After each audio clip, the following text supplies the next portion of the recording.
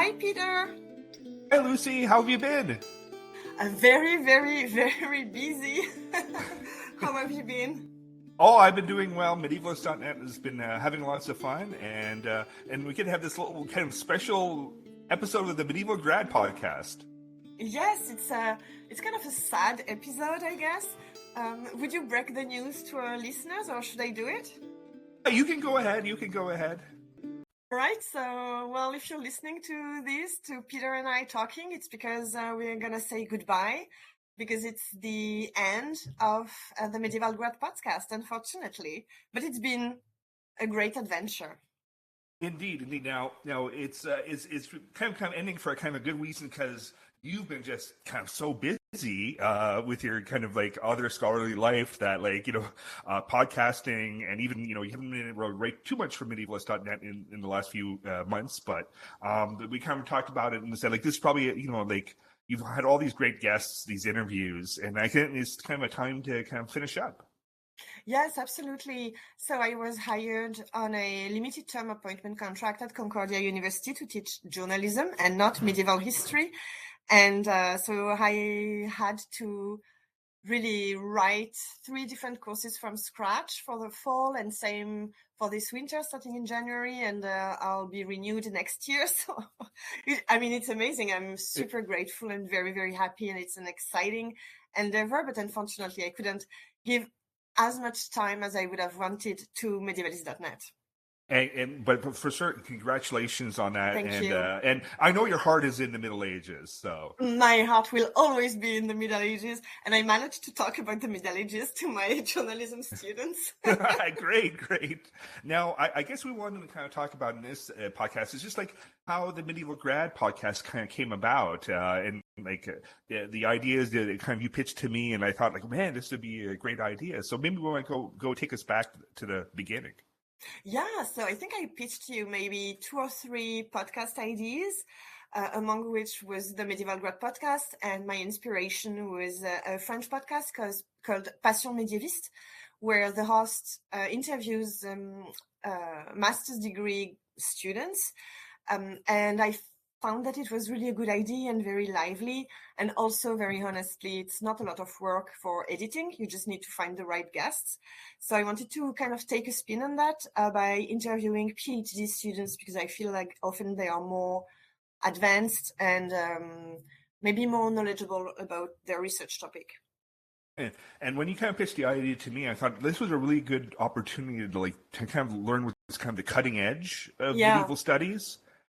People that came up with these topics were really looking into new ways of looking back into history, and I found that fascinating. How did you come up with like finding the guests? So I think I did kind of an announcement on my Instagram page, and you also published something on the website, but I didn't get a lot of emails, or the emails were not necessarily the topics I wanted to explore. So then what I did, it was quite time consuming. I just went on university websites, a university that had a big medieval studies program, and I just browsed and reached out to the students, telling them why I was interested in talking to them, what I liked about the project.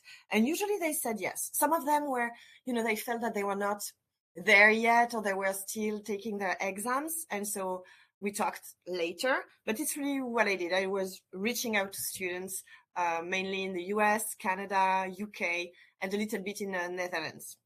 And yeah, I guess you got all sorts of reactions, a lot of positive ones, because you did get like a lot of interesting guests. Yes, thank you. Well, I know also maybe my podcast wouldn't interest everyone. Like, we didn't talk about, I would say, for instance, the Crusades. I only had 1 episode about, let's say, war, military stuff. It was a podcast that was really, I would say, catering to my research interest, but I also felt more comfortable talking with guests when I knew a little bit about what they were talking about. Oh, indeed. But I thought there was such a really good range of ways they were doing research. Like a lot of make use of science, lots of, exploration of, hey, we never looked at this, and I thought that was really, really cool. So. Yes, we kept laughing about it when we were recording the after discussion. Every time I had some kind of archaeology or science stuff, it was, Lucie, you came up with another science stuff. Indeed, indeed. I don't want to put you on the spot. Was there any kind of favorite episode for you? That's a good question. I really enjoyed one of the early episodes about the Cathars because I got along very well with the guest. We laughed quite a lot. We knew people. We had people in common. So I liked this episode because I felt relaxed and the topic was very engaging. And after that, I would say, it's I have so many popping up. The one on marriage, forced marriages in the Netherlands was quite cool. Or was it Belgium? I also really liked the 2-part episode with Matthew Roby on the sagas, because Matthew was just so interesting, so smart. And all the episodes about science and archaeology. Everyone also really had fun.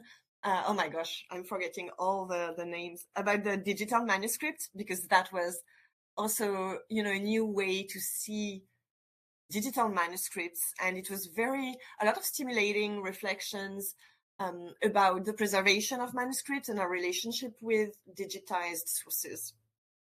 What about you?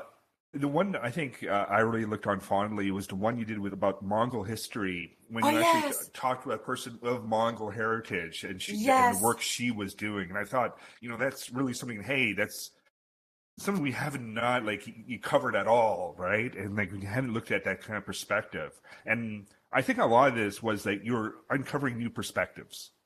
I was trying to really, and that was a fun episode. And we were talking, she was in Ulaanbaatar, so the Mongol capital city. So I thought that was exciting.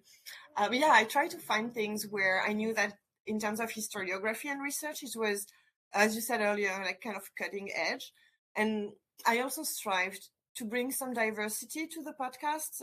I told you that, I think, a couple of times. It was really important to me to show and feature historians and researchers who are not necessarily the traditional medievalist, the white heterosexual guy. And I feel like we need to showcase that diversity, because it's also impacts the way people are doing research.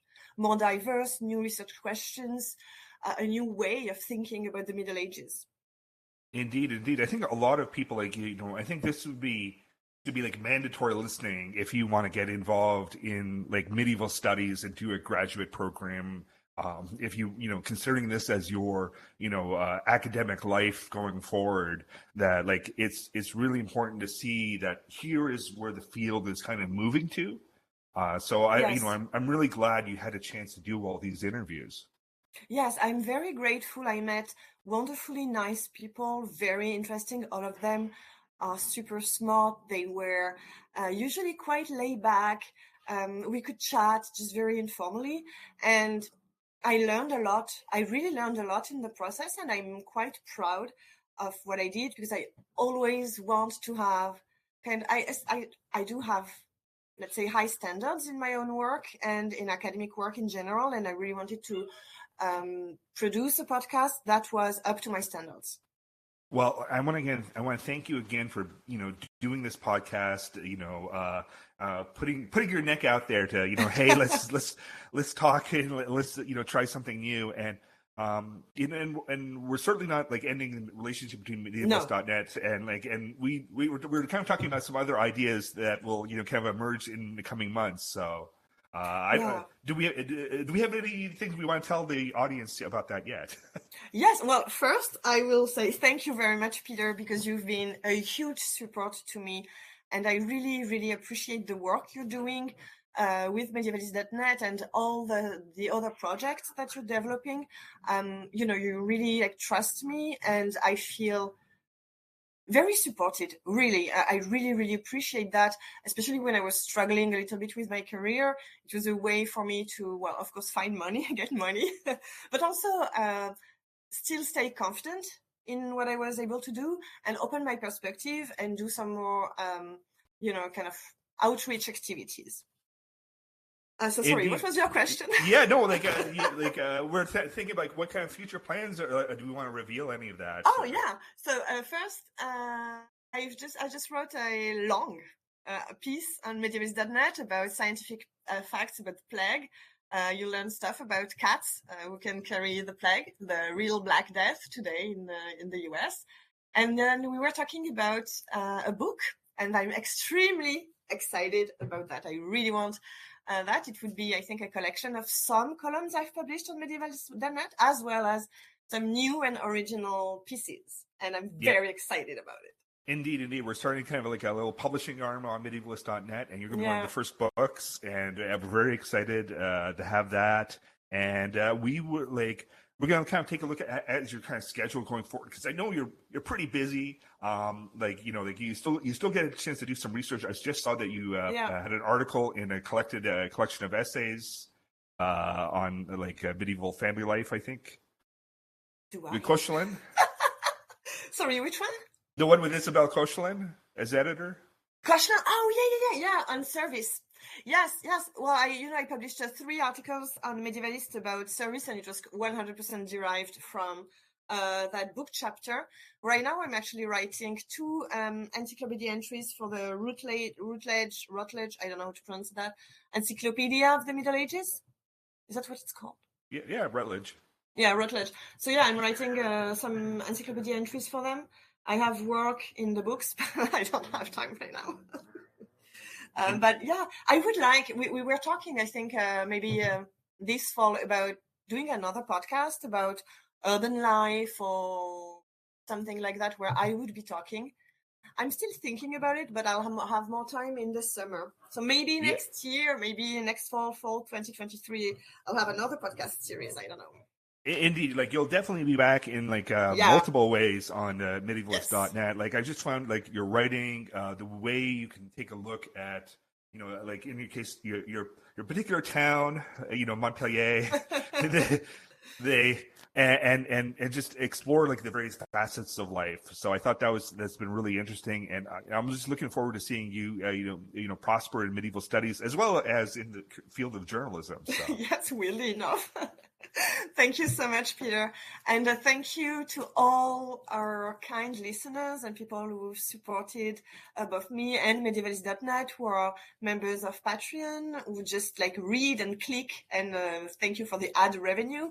Watching videos on YouTube as well. I think the website couldn't exist without a strong and engaged readership.